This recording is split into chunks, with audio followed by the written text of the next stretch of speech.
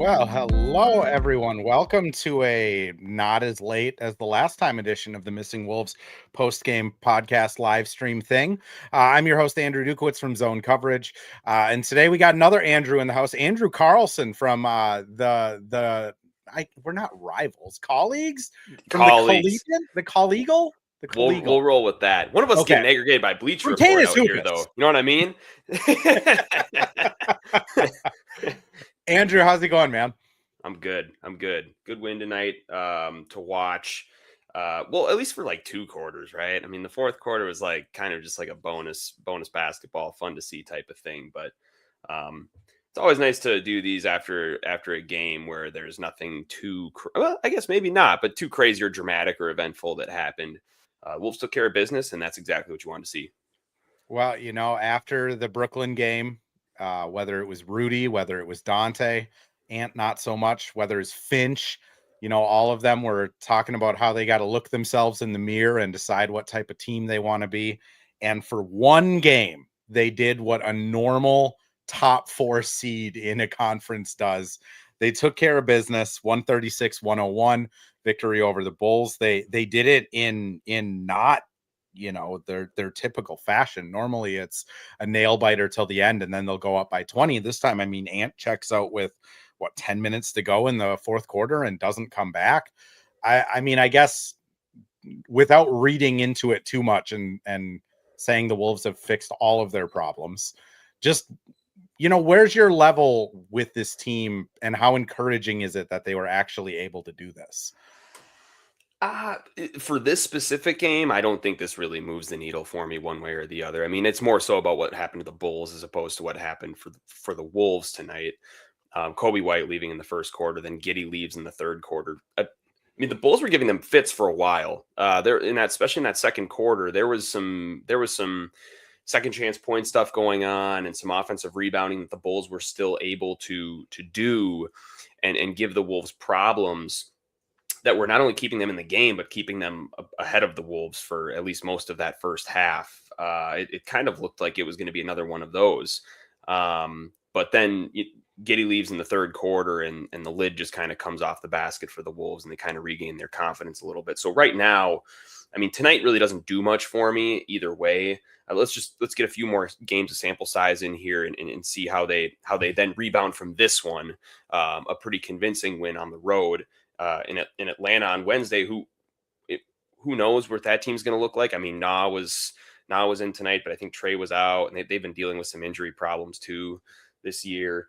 So let's kind of see how these next couple games go and go from there. But I think overall, from a broad spectrum, my opinion isn't that much different than it was a couple weeks ago, right? I mean, we had kind of seen some of these signs even from Brooklyn on Saturday, some of the writing on the wall of what this team kind of really is, especially even within the first couple weeks of the season. It's a wonky roster. It's not incredibly balanced, but they're able to scratch out impressive wins here and there. But how consistent can they be, and how matchup dependent are they be? That's I think continues to be something that you need to monitor.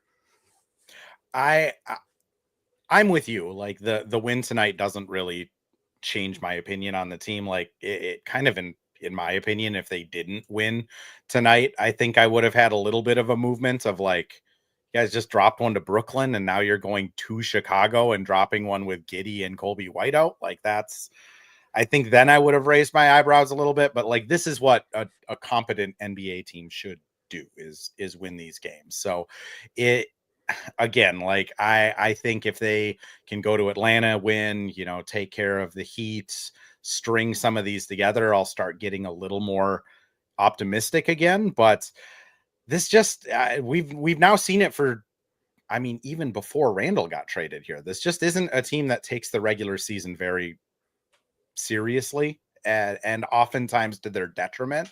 I wanted to get your thoughts on something because Rudy, after that Nets game, I asked him, like, what is it with this team? Like, Rudy, you've been on a 60-win Jazz team. Like, why did that team win all of those games? And this Wolves team that arguably has more talent not winning those games. And Rudy kind of blamed it on the talent, that like this team is so talented that they almost feel like they can dig themselves out of everything, so they don't need to play that hustle stat. I want to get your opinion on that, because that rang more true to me than a lot of the other like conspiracy theories of this team. Yeah, I could not agree with him more, and I think they've been telling us that too, and like all season. Like Mm-hmm. I still specifically remember. I mean, Nas has said that after the Wizards game, where it was like they were up 25 at half and ended up it being a 4-point game. At the end of it, he's like, "Well, it's winning time, really, kind of when things get down." Like for us, like we sometimes have the philosophy that when things get down to the end of the game or the fourth quarter, that we have the utmost of confidence in pulling it out. Nas has said that. Mike said that too after the Mm-hmm. Laker game earlier in the year on the buzzer beater. These are things that are not new, and not especially this year, like previous years too. It's 23-24 is really the only season that comes to my mind where they were consistently taking care of business, locked in defensively, and not really allowing these bad teams to beat them. And so what Rudy says completely rings true. I do want to shout Dano because he mentioned this previously on his podcast where it was like there's not a lot of vocal. The problem is there's not a lot of vocal leaders on this team. I mean, Yeah. we know this too from just kind of being around the team. Is Yeah. there's not like it previously like however whatever team you want to pick out, if it's Jimmy Butler going on one side of the spectrum, if it's Kyle Anderson punching Rudy Gobert, like there are players previously, Patrick Beverly in 21-22, like there are players on this team who have been those people. And this team doesn't necessarily seem to have that. Last year's team didn't necessarily seem to have that. And so that's why maybe the through line here is some of these maybe lackadaisical performances. And certainly Ant can get to that point where he can be one of those guys that can respectfully like hold people accountable. He's just again 24 years old. I don't really expect that to be something that he's doing all the time, or understands how to just inherently do. But this team doesn't really have that person right now, and so. So I think I do want to make kind of a note of that is there's a clear understanding of the problem, but the solution orientedness is maybe not, at least on the fly, not necessarily there. And it's, I often see, comments in these shows, or people tag me on Twitter on stuff of like, it's a coaching issue. Like the coaches should be those guys. Like, I don't know. I kind of compare it to like, even like at my job, if the manager calls me and says I need to start doing audits, like sure, I'll start auditing my charts, but like I'm not going to be happy about it, and I'm going to be pretty grouchy, and then as soon as we don't have to do it anymore, I'm going to immediately stop doing it, which is like, I think I'm a good employee, but like that's just kind of how you respond to those leadership like roles sometimes. And I think when you got a team full of, like Rudy, Mike, those guys are the older of the like the spectrum of the team, but like your three guys that you're building this team around as like pillars is your Ant, Jaden, and Nas. And they're still young adults, like they're still young men. They're still figuring out like how to respond to authority and stuff like that. And the other guys that were vocal like in years past, like Mike, I think has always been a guy that could take people aside, explain things. He's not like a raw guy, but he's a guy that holds a lot of respect. He's playing 12 minutes. Like Mm-hmm. it's hard to be that guy when you're only playing 12 minutes. Joe, I know, has a lot of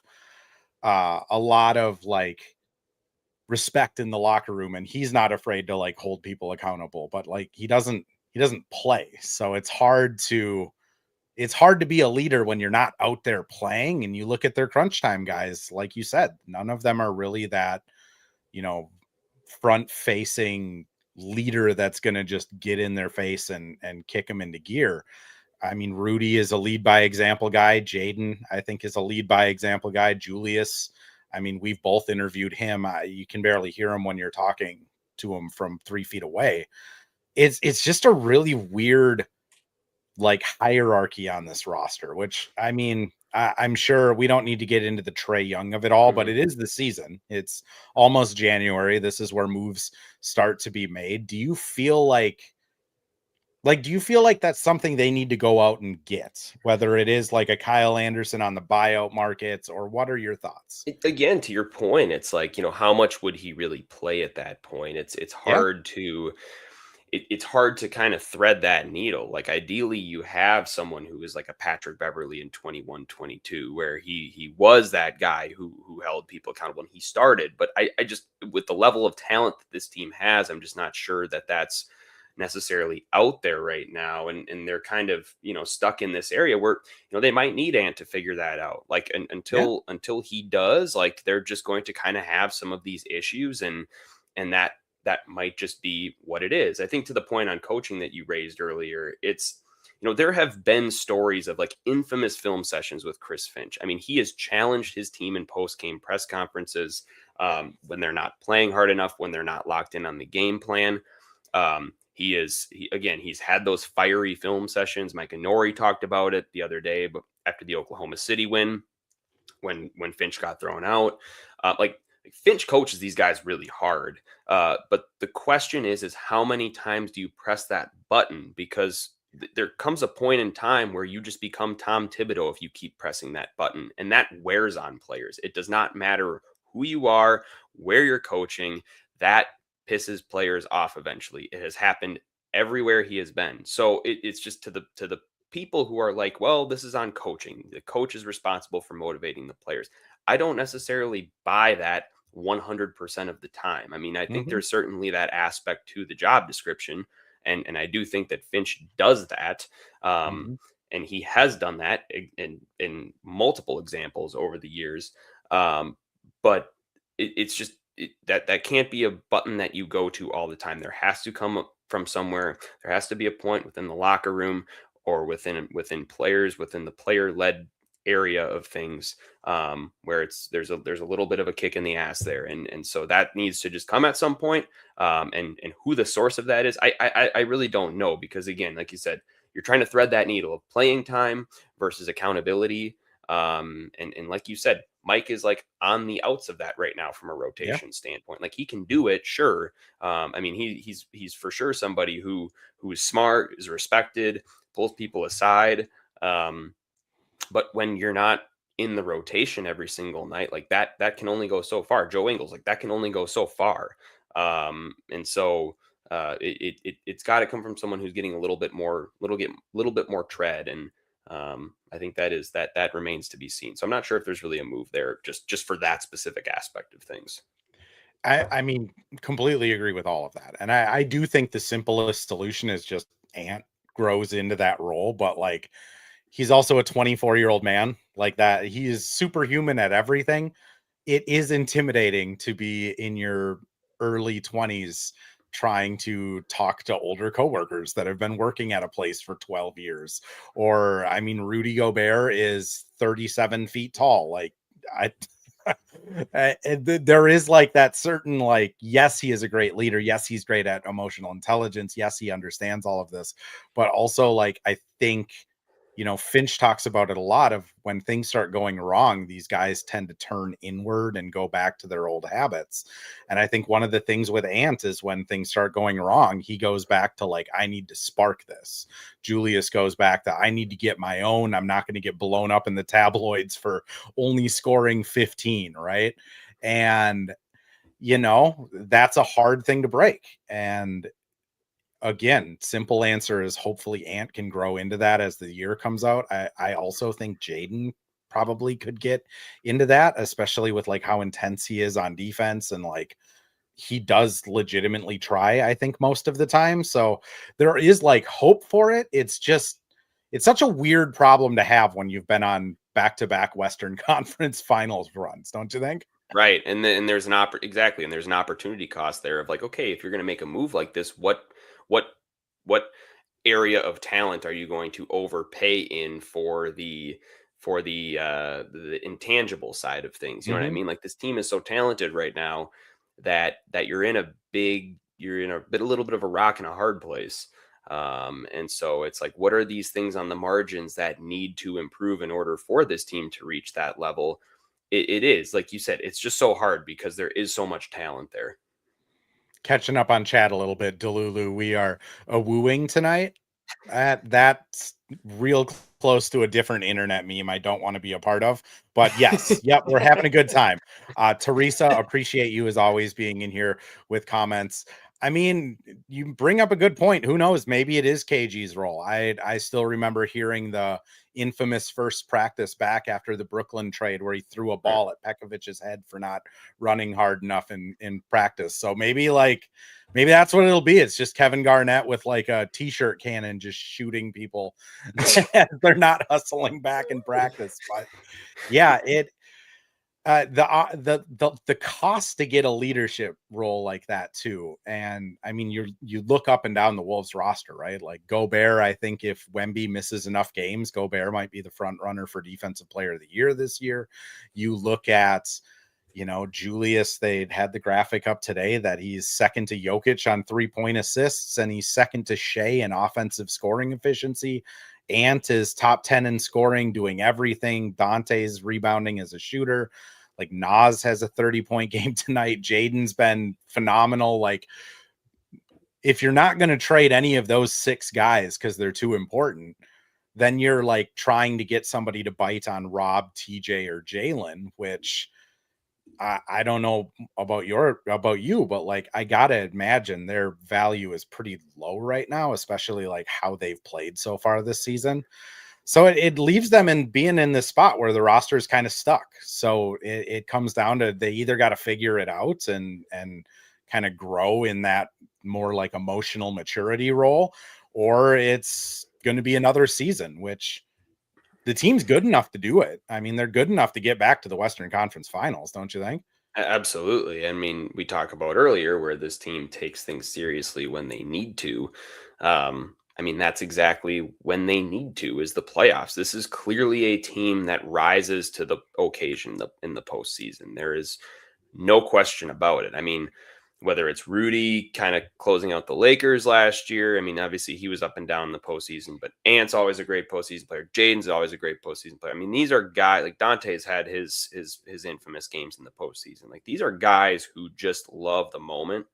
And a Saturday night at Target Center against Brooklyn, as bad as it may sound, like that's just not the moment that they rise up to. You're so right on it. Like it isn't. It's just that's not the one. I mean, I'm surprised they rose to the moment against Utah at home earlier this year and beat them by a quadrillion points. But yeah, I mean, they certainly can. That they have the ability to. The talent's there. The want to is there when it matters. But the question is like, let's maybe do some of these things and form these habits, because like that's another thing. You talk to all these great teams. It's all about the habits that you form. Like, let's form these great habits. Let's win these games that we should be winning in the regular season to maybe get us home court, or maybe get us in an advantageous position against a team that we really want in the first round of the postseason, and make it a little bit easier for ourselves. Things might have unfortunately, the skies might have parted a little bit for them tonight. We'll see what happens with Jokic here in these next couple of days. He went down with a knee injury, and that did not look good at all. Certainly did not. No. So, I mean, the skies might have parted a little bit for the Wolves in the West with that happening, but I mean, again, there's another that's another area for them in which they can use these next couple months and not wait until February like they did last year to play good basketball and really start to put your pedal to the metal here a little bit and heading into the trade deadline, because I would certainly think at this point this is an evaluation period for Tim Connelly and company to see what you have on the roster, and is this something that we really should make a move for a point guard, or is this something where we really should make a move for a backup big because the Randall and Nas pairing is just not sustainable with the second unit? Like, what are some of these things that we're going to be looking at here heading into February as kind of an evaluation period? I did want to get your thoughts on a couple other things. Ant mid-range full display tonight. I wanted to ask you about just Rudy in general, because he's doing this at 33 years old. That's just wild that he seems to be getting better into his mid-30s. And then just kind of end of bench like takeaways from the the very rare chances we get to actually see Johnny Juzang for like more than 2 minutes. But first, I'm going to run some ads. When we come back, we'll tackle all that, though. Well, hello. Thank you, Livestream Andrew. This is Ad Read Andrew. And today we have Firehawk Construction and Remodeling, the presenting sponsor for the Missing Links podcast. Firehawk Construction and Remodeling strives to inspire people to follow their ideas, working with respect and understanding to create a quality, tailored result. Firehawk Construction and Remodeling, located in Blaine and serving in the North Metro area, is here to help you with your building and remodeling needs. I can say personally, thanks to Firehawk Construction and Remodeling, I have a beautiful deck in my backyard and countless projects that I started, they finished. Get started on your new deck or remodel today by calling Isaac at 763-710-5686. And we're back with another ad read, this time for Pence Homes, the presenting sponsor of Hitting the Hardwood Network. From the best tools and technology to transparency throughout the entire process, Nate Pence and the Pence Homes team is the top choice for buyers, sellers, and is proud to support you and your home ownership goals. Get started today by calling 612-308-1122 or by emailing info@pencehomes.com. I want to start off with just the Ant mid-range tonight. Goes 4 of 5, 8 points. He honestly, like 23 points on 13 shots, and he only gets 4 free throws. Like, the efficiency with him is kind of insane for a 24-year-old like volume shooter. But the mid-range especially, we heard about it all preseason. We heard about it all camp, and we haven't really seen it a ton other than just kind of here and there. But how dangerous is that? I'll be honest, like it felt like he was bullying Trey Jones, and like not in like a bully ball Randall way, but in actually like taking his lunch money way. Yeah. Every time he got into the mid range, it was completely surgical, especially late in that game. The third quarter was really kind of when things jump started. I was, especially with Ant early, I was a little confused because first quarter he was extremely passive. It was a lot of Dante and frankly, like a lot of Dante misses. And Rudy seemed to kind of really try to get the energy going, and then Jaden got poked in the eye, and like the energy just felt a little bit off. A weird first half. We'll call it a weird first half. It was weird, and like you're sitting there in the first quarter, and like Jaden's like kind of hobbling up and down the floor, and you're kind of like, Ant, like, I think they need something here, like you're just like you're sitting there, and it never happened. Like, he never really got going. And I actually think his first field goal came with 6 minutes left in the second quarter. Then he scored 10 straight.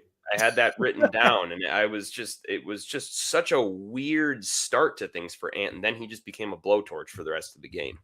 And that was a pretty, in the United Center, where Michael Jordan had done it many, many, many, many, many times.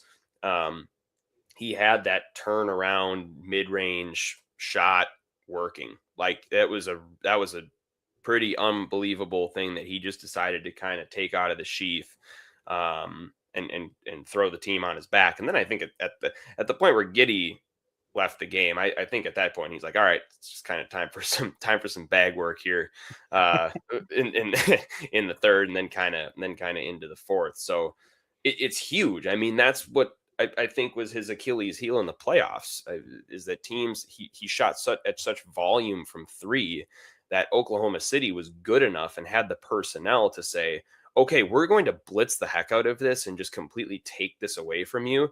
And then also, when you get into the paint, we're going to bring 2 on that as well, and just kind of do these little traps in the paint. If you want, you can take the mid-range. You're not going to hit it, but we'll give it to you. And that's where Ant kind of started checking out of games, because he couldn't hit it.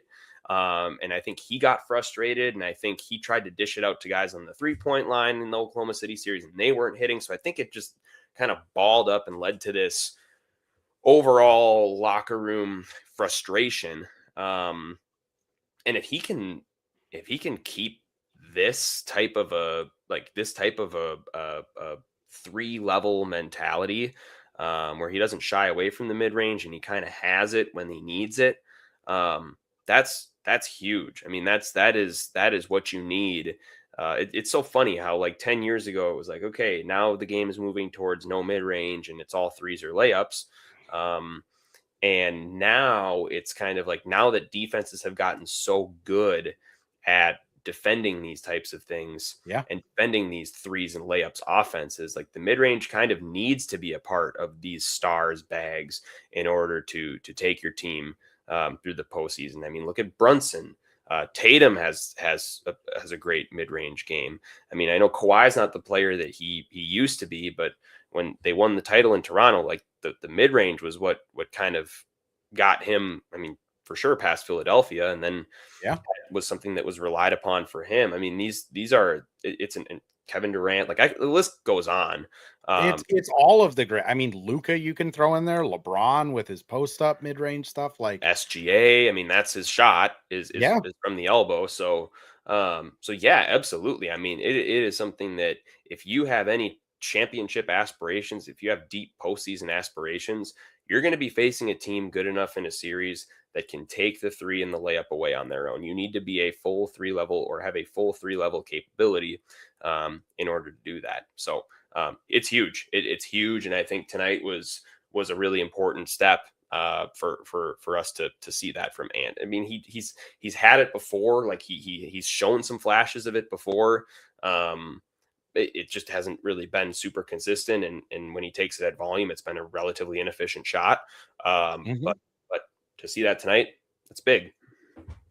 The other like proof of concept I really liked was he at least I want to say it was two or three of those attempts were with Rudy on the floor, as Rudy just kind of being like the short roller. And it's almost like what Finch always talks about, and kind of people in the media always talk about, of like, if they just set Rudy up with a couple lobs, it opens all of this stuff up, and you can literally see in real time, like Vucevic sitting there going like, well, I can't help on this post up by Ant, because if I do, he can throw it over the top to Rudy, and they're doing that tonight. And to me, it's just it's evidence that, like, when this offense is going and everyone is kind of bought in, it just has such a high ceiling. Because if Ant's able to do the mid-range work now with Rudy on the floor and shooters spread around him, it gives them another option that they, like you said, they didn't have it last year. They, other than Mike's kind of floater and Julius's weird like shoulder down then fadeaway thing, they didn't really have anything that could get a mid-range shot. So it's hopeful. Cole asked a question here, and I'm going to just throw it right over to you. Why doesn't Randall find Ant more in the offense? Ant is an all-star, needs to be getting 28 plus every night. What are your thoughts on why Randall doesn't find Ant as much? I thought early in the season he actually did a pretty good job of finding it. I thought their chemistry was pretty good. I mean, there's also part of it too where, like, Randall a lot of times if he gets the ball in isolation, that's a high efficiency look. I mean, there's I think All NBA just tweeted something out. The All NBA All City podcast just tweeted out today, like, Julius Randle in isolation is one of the most efficient shots in the entire NBA. It's right up there with Shea Gilgeous-Alexander in isolation. So I mean Mhm. that's part of it. I also think too, Ant's never been a good cutter. Ant Yeah. doesn't cut. so so so that's kind of another aspect of it, is like it's easy to find someone for an assist when they're putting themselves in the position to get a bucket. Like Ant likes to sit at the wing. He likes to sit above the break. Like the He off doesn't ball really move. s he doesn't really go to the corners either, which Yeah. Julius, when he's doing that weird dribble, jump up in the air, rifle it, it's usually to a corner like Nas or Dante. It's not very often a wing, but continue. No, off ball movement just is not Ant's strong suit. It just isn't. Like Ant's most efficient offense typically comes off of a Rudy screen.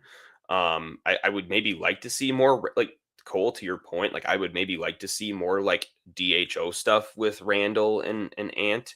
I think they did a little bit of that early in the season, and it led to some pretty profitable possessions. But I mean, again, tonight, like I can't really nitpick too much. Julius, I think, had 14 assists. I mean, he was unbelievable tonight, kind of playmaking out of that nail area and out of the elbow. So it's a fair thought. I think but I do think there's a couple of things there. If Julius is in ISO, I would lobby for him to take it to the basket. And also Ant's just not a great off ball mover. And so those are just maybe a couple of things as to why that doesn't happen as much. And also that's probably why he just for context about why he finds Dante so much. Dante moves great off the ball. I mean, he's consistently getting himself open with 3-4 feet to shoot. When he kind of does those little movements around Randall, and like Randall kind of kicks it back to him, and he finds himself with 3 feet of space with a shot in an area that he consistently hits. So if Ant can maybe do a little bit more of that, I think that's maybe another solve to things as well. But I mean, Dante's pretty exemplary with how he moves off the ball, and that's why he gets found so often. There's also just with Julius, like I think some of the times when Julius is, doing his post up kind of offense going through him, Ant just, he's almost like taking a break of just getting his wind back, which you do see that. Like even Boston, I think, is like the best example of it. Of like sometimes they just run 3 straight plays for Jalen so that Tatum can stand above the break 2 feet behind the line and just catch his wind back, especially after stuff. I don't think that's like exactly why Ant is getting fed. I think he doesn't move off the ball ever. It's a big part of it, but I do think there is some of it too of like, Ant plays such an aggressive style on offense that there probably are just some times where it's, hey, Randall, go get us a bucket so I can catch my breath. But Cole, I do hear you. When you're salty about a player, everything gets magnified a little bit. I'll be completely honest. I was during that Dallas 2011 run with Jason Kidd, Dirk, I could not stand Jason Terry on that team for whatever reason. Like he didn't defend as well as Deshaun Stevenson. Every possession he had, it seemed like it was just a hand grenade, but like he kept getting minutes. They won a ring. So yeah. I hear you. There's just sometimes players just for whatever reason, you kind of get irritated with them and then everything sticks out, which I think Julius, to Cole's point, I think, being a little I don't know if it's agitated with Randall in the aggregate, but I mean, over the last few games, I if I were Cole, I'd be a little bit frustrated too with the way Julius has played. I think some of the ways that, like the way that he's come out in games has been a little bit weird. And it's almost been a tale of 2 seasons, and we're like not even halfway through yet, really. So I understand the frustration, especially recently. But I think earlier in the year is kind of what he has to find, and I think he found that tonight. Frankly, I thought he looked a lot like himself from November. And it, with Randall, it's kind of like Ant. I feel like they're both similar in this way, where like some of the mistakes are so egregious and frustrating. Like they both get back cut like an alarming amount of time for somebody that's playing 38 minutes in the NBA. Like their off-ball defense is really tough, and those are plays you can see on House of Highlights, and it's like, what is Randall doing? Just giving up a dunk. But like it kind of sometimes masks like all of the things they do well, though, because Randall is like, for all intents and purposes, he's kind of the offensive engine. Like everything runs through him a lot of the time, unless it's just an ISO for Ant or it's like a Mike and Rudy pick and roll still. Andrew, we'll finish with this one up here. Spencer just asks, we talked about it a little bit, but do you envision any changes to the roster as we approach the deadline? Yes, I do envision some sort of a change to the roster. What that change is, I mean, I think that's the $1 million question that we're all asking. I think there's a couple different areas you can go. You can get point guard. You can look at point guard. I think the most popular talking point, I think big, is another area that you could maybe look at. Or, finding a way to get Joan Berenger some minutes. I don't think I would not lobby for that personally. But I do not think that this Reed Randall combo is a sustainable Yeah.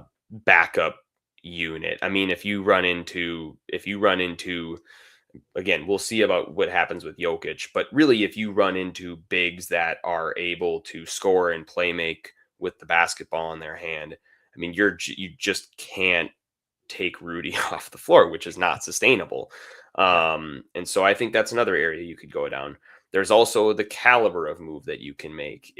Are you going to make the roster shakeup move? Are you going to move a big salary for like a Trey Young? I am personally vehemently opposed to that. I do not want Trey Young on this team. Um, so or do you look If for you a think Randall's ball watching is bad, it, I would implore people to talk to some Hawks fans. Yeah, and the defensive thing too. It's like the defense. I think in every game that Trey Young has played since he came back, the Hawks allowed more than 125 points. So, I mean, the defense is another thing. Or do you make a move on the margins to get just kind of your game manager, serviceable starting point guard in this bunch? Um, like I know the Colin Sexton thing has been talked about. He's a little bit more of a little more aggressive, a little bit more of a scorer. Um, but I would challenge, what do you really get out of that? Like, you're inevitably going to trade probably like a Dante or something like that as a part of that deal. Like, what are you marginally gaining Yeah. from a trade like that? And so that's where I think we really need to take a step back and just kind of say, like, I know the Wolves, I think they do have a trade exception, which could maybe help them in some of these talks if they wanted to move off like Rob or something like that. But I think that's where we need to kind of just take a step back and say, you know, yes, the idea of trading for a point guard is great. Love the idea of a game managing starting point guard in this lineup. But what do you have to get up in order to do that? And does it make this roster even more imbalanced than what it already is? I'm seeing Sexton, Garland, like Sexton, yeah, like exactly what I mentioned. Like, I think Sexton's deal is $18 million, what he's currently on. Again, Rob's at 6 million, Dante's at like 11, 12. What does that marginally give you Yeah. in return? Garland, again, great offensive player, would be a really, really fun watch. Defensively, it's been notorious in the postseason that he essentially gets pick and rolled to death off the floor. Yeah. And so again, the marginal gain, the marginal return. We can have conversations about that all we want to, but or is it even like a Dennis Schroeder? That's been a name. I've been texting with some buddies about like maybe like a Dennis Schroeder move, which could actually be really interesting. Great defender. He can shoot the ball a little bit if he spots up. Can maybe organize a little bit. It has a little bit of that chippiness that we talked about earlier, Andrew, of like the like little bit of talking, a little bit of like get under the opposing team's skin a bit, could give this team some attitude. So that's another name that could be pretty interesting. But I think it's backup big or point guard, and then what's the caliber of move that this team decides to make. I do see that there could be some sort of a roster move here, though. I think something will happen. I'm pretty much in lockstep with you. I think it'll be boring. I don't think it's going to be earth shattering. Like, if you're giving up Dante for a point guard, and Spencer, I have your comments on screen. I'll get to it in a second here. But like, if you're giving up Dante for a point guard, you're not really, now you just don't have enough shooting. Like, now you have a different hole on the bench that you desperately need to fill. And you're just going to be kind of chasing it. Like, if you were to bring in Colin Sexton for Dante, you lose the gravity he brings. I would argue Dante is a better defender than Colin Sexton. And,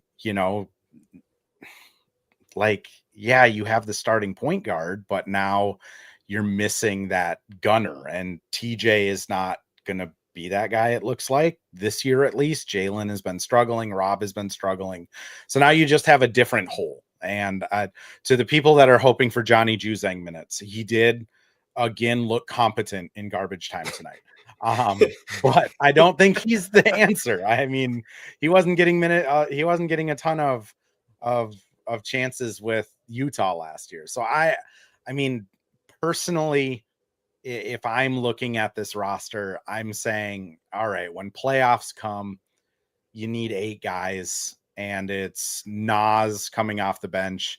I think Mike has been a serviceable backup point guard, like Mhm. key in on the backup part. And then I think they'd need a center. Like they need size. They need someone that can match that. They need, like, whether it's Brooke Lopez, Jock Landell, who we just saw in the Grizzlies, like they just need something to help out in the 12 minutes Rudy's off the floor, because Rebounding, a little bit of defense on the pick and rebounding. roll, like just something where they're not going to get just completely dogged by a scoring Yeah, big. And it's to a different degree the conversation that was had with Denver and the non-Jokic minutes for all of those years until they got Valanciunas. It's a very similar conversation here for defense. And that lineup, shout out to Nas Reed, by the way, he was 1 point off his career high tonight. I think he had 30, yeah, finished the night with 33. For as much as can be said about how good of an offensive tandem that front court pairing can be, they are not efficient enough offensively to make that defense worthwhile right now. right. They just are not. And that is something that needs to be shaken up. And I as good as Berenger might end up being, at a great block tonight that Yeah, really, again, flashed some potential that he could have. I think if he is on the floor within a year, that signals issues. Personally, I think he just has a long way to go developmentally. He still can't really defend without fouling. His body's just not quite there yet. I think we have severe problems if he's a major contributor to he the rotation. the thing I hear a lot around the locker room is just that he jumps at everything. Yeah. Like, so people kind of like playing him in scrimmages because he jumps at everything. It's really easy to beat at somebody when they're jumping at everything. So And he did in summer league. I mean, yeah, he defends at an angle. Like yep. he's going to be a very foul prone guy, and he just needs time. So I think if it shouldn't be this season, and I really don't think he should see the floor next season either. I think we're probably a couple years out from the Joan Berenger like real rotation thing I agree with you. that might be expected. So I wouldn't really necessarily go that route either. Yeah, I if I had to like put my conspiracy hat on, like I think it'll be a backup big. I don't think it's going to be anything earth shattering. I think they're just going to look at it and say, kind of. I put Spencer's comment up and then never read it, but just like, Bones has been doing pretty well. Like I do think Rob at least has enough value to net you a good, you know, backup center if you're sending out Rob in a couple seconds, and see what you got there. Catching up on other things, Godfrey says Dante for Miles McBride straight up. Ah, I like Dante. I get to talk to Dante, so I'm biased. Like, I would like to continue talking to Dante, but Miles McBride's been awesome this year. Cole mentions Rocco in the G League, and I will just keep saying there was a mock draft about a calendar year ago today that had Rocco as a top 5 pick. So Really? Which one was someone that? at what was that? Which one was that? It was some like aggregated like B-ball index or something like that had him way up there, and like Interesting. there was people that were like, this guy. So who knows? He can Hey, shoot. he could be good, but what I just said about Berenger 2 years, I would say Zakarski 4 years. You know what I mean? Like 3 years. Dude Like needs to be on an all butter and ice cream diet. Like, correct. The diet I want to be on. Cole mentions excited for the TJ Rob, but it's been disappointing. It just has. Also missing like I think everyone in the media, everyone in the fan base is missing too. Just an all-around great dude. Spencer brings up Sharp from Brooklyn, Misi from New Orleans, Gafford from Mavs. Like, yeah, that's kind of where I'm thinking. Like, it's not going to be anything earth-shattering. It's going to be something, kind of boring that, like, if they're playing 8 minutes in a playoff series, you probably feel good about it. Spencer also brings up people talking about Rocco 2 years ago being the next Vic. I mean, Rocco was the Australian Victor Wembanyama, and Johan is the French Giannis Antetokounmpo. So as long as those two work out, like, we're made, aren't we, Andrew? Sounds like a pretty good tandem if you ask me. I do think the Gafford thing is pretty interesting. He sounds hypothetically good in a lot of situations. It's just if he can stay healthy and stay on the floor. Daniel Gafford sounds like a really, really nice possible move that you could make. And I think back to Cole's point too about just the TSJ thing. Like I hold out hope for TJ. That has been, for me personally, the biggest head scratcher of the whole year. I mean, Yeah. I couldn't, I still can't really wrap my head around where we're at with TJ. Like heading into the year, it was, I thought he was, ready to replace some of what Nickeil brought to the lineup. Now, Nickeil was never going to do in Minnesota what he is doing in Atlanta. He has more of a role there. He has a little bit more freedom, and he's able to let it fly a little bit more, and he has an expanded role, and that's great for Nickeil. But I thought that Terrence could at least replace part of what Nickeil brought from a defensive standpoint, from an attack, and actually be able to attack the rim at a better rate than what Nickeil was able Yeah. to do. And going into summer league with I mean, he just looked at like head and shoulders above everybody else that was on the floor in Las Vegas. And what has happened this year has been just shocking to me, I think. Yeah, that's a good point. That's a good point. Nickeil did have a right hand. He did have a right hand, but he didn't use it very much, if we're going to be honest, going to the basket. I just, it's been shocking to me. I have not been able to really get a handle on it. I know he's maybe played through some injuries, and he's been kind of plagued with injuries this year. I do think that first metatarsal injury that he had, I think he was playing through that for a couple weeks, and you could kind of tell. So it might just be one of those throwaway years for him where you just kind of see if he can come back next year and give you something. But that's been the biggest head scratcher for me, with like by a mile. It's kind of like everything went wrong. Like for TJ, Finch had a good back and forth with Britt at a practice. I can't remember how long ago it was, but like Finch was just kind of telling Britt, like, hey, he's on a scouting report now. Like he's an actual rotation player, not just a fill-in guy. And there's tape on him. So like the players that actually read the scouting reports, usually the players that are like trying to get a spot in the league, are going to be ready for your backup small forward. And like that, it could be as simple as that. It could be as simple as injuries, but like, yeah, it doesn't make sense. Rob too, like they consciously didn't sign a point guard because they were hopeful that Rob would just take Mike's job. That hasn't worked out. Jalen, I know there's the 15 minutes or more the Wolves are undefeated stat going out there every day, but like he also has really been, foul happy. Offense is questionable a lot of the times. Like it just kind of is disappointing that Nickeil moved on. We had 8 starters last year. Mike just age-wise is taking a step back. Nickeil being gone, and just no one's really filled those roles at all. I mean, maybe Bones, except for Bones, starting to. Yeah, Bones looks like he could be kind of that rehab project that Nickeil was a couple of years ago.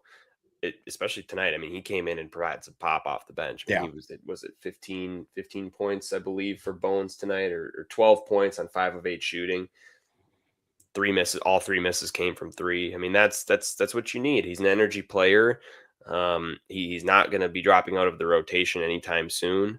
And so he's pretty interesting in this whole equation of where the bench is at, and the maybe lack of return that you're getting so far. Because if it wasn't for Bones, I mean, I think they probably are losing 2 of the games that they have won since he's kind of entered the rotation. I think his scoring punch has been that important. His energy has been that important. So, and he showed some of that in Denver when he was obviously with Jokic, and Jokic makes everybody look good. But Bones as a rookie was a pretty interesting player, and he's starting to flash a little bit of that now. And I think it's a lot of it is because he's gone to the Chris Finch school of do what you're good at and try not to do too much more than that right away. And he's just in a lot of catch and shoot situations, and a lot of just easy pass to the rim because of who he's on the floor with. And he's taking those opportunities, which is important. And he's single-handedly saving this bench from being what I would categorize as awful. Yeah. If Bones wasn't giving him this, him and Nas are saving the bench from being awful. I would say. Yeah, I mean, if Bones wasn't doing this, I'd be probably sounding the like call up Tristan Newton alarm right about now because it's just like, what are we doing, guys? Oh my gosh. I Where mean, Dacian what Nix I is at will the say game is Saturday, get him out of the street clothes and into a Wolves uniform type of thing.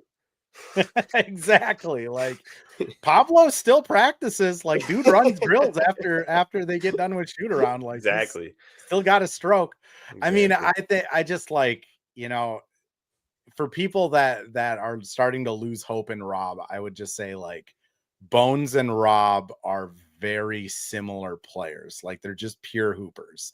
And I think Bones, one of the things that he's talked about this year that has stood out to me is he understands that he actually needs to be more than just a hooper. Like he understands that it is going to be his path in the NBA to like help set people up or be a good veteran and do these sort of things. And like, I'm not saying Rob is going to be playing on 3 teams in the next 3 years and he'll finally get like a chance. But like, I do think having a guy like Bones in this locker room to just be able to talk to Rob about like, hey man, I was playing 20 minutes a night with Denver. That disappeared. And then I got sent to the Clippers, was playing 20 minutes a night. Then they traded for James Harden and I got cut. And then I didn't play at all last year. So, sometimes it just takes time, which Cole brings. So 24-year-old Rob will be good. Honestly, Thought I've had. I that's think it's that's just kind of what I'm thinking. He's not going to lose the speed in 2 years, but I think his mind just needs to catch up to whether it's confidence, whether it's just understanding gameplay, time and situation, play calls. Like I'm going to be honest, it might be just you know well sit him said. for the rest of the year and see what it looks like next year. Um, Last couple of comments, then we're getting out of here. Godfrey, did the Wolves tell the Spurs to take Rob with the 8th pick? How did that trade work? Not great. That trade has not worked out great so far. I do think it was a Spencer, when situation Mike where the retires, Spurs took him on a handshake, though, I believe, yeah, from what I remember. yeah, it was like the deal was done, and then Yeah. after the draft it goes through. Spencer, when Mike retires, I think a log jam opens up a ton and minutes will be there if we don't make a point guard move. I mean, that's probably the case. I do think right now, like, I know Mike gets a lot of hate online because like he doesn't if you're just looking at box scores or you just kind of watching the moments where he does get blown by, like I think Mike is still a much more positive player right now than Rob is. And this is a team that needs to kind of figure out their identity and needs positive players and not like a growing project. Cole asks, do you think we'll keep them? I don't know. I if they make a move, it's hard to see a move going without Rob being the asset leaving. What do you think, Andrew? Completely, I could not agree more with that. Do I think they're going to keep him? I could see a world in which I could see a world in which the Wolves do. I know that the front office is a big fan of him, and it's hard to see investing 2 first round picks and giving up on someone in a season and a half. However, I mean this team needs to win games, and they have a 24-year-old who's a pretty special talent and need to win now. And so you get players that are going to help you now. I would not be so exactly what you said. If a move is made, I would be very surprised if Rob Dillingham is not a part of it. But I could see Yeah. a world in which he stays. I mean that's the other thing. If they like what they're getting from Bones and the Julius Nas thing starts to look better over the next 2 weeks, maybe they just punt the move until the offseason and keep it. Godfrey mentions big fan of Bazelis. Yeah, Bazelis is I think there's what 12 teams in the league, 11 teams in the league kicking themselves for not drafting Bazelis. Like Pretty good player, but that would have been a tough draft for the Wolves considering how many wings they have on the roster. could you imagine they trade up, draft Yes. Bazelis? You and It's like, you and I would be sitting there going like, "What the hell? What are we yeah, doing?" it's like Bazelis and Jaden. Like, Jaden let's Cat just was still on the team. trot them all out there, man. All right, Andrew. I appreciate you giving me an hour on a Monday night. Always a blast, man. Anytime. Where can people find your writing? Anything you want to shout out? The floor is yours. Ooh, man, no specific writing right now that I'm working on. We'll have some stuff coming out though in the new year that I'll be putting out on Twitter. Follow me at Andrew_Carlson 2. And I'm over at Canis Hoopus. You can find me there too. Awesome, man. Appreciate the time. For anyone that jumped into this late, it will be released as a podcast tomorrow morning. That's Tuesday at 7 a.m. If you can't wait until then and you need something to fall asleep to, and the two Andrews talking hoops is your like lullaby, this does get published as a YouTube podcast and video as soon as we hit end. It also lives forever on Twitter, and we'll be back afternoon game against Atlanta on New Year's Eve. So we'll be back after that one.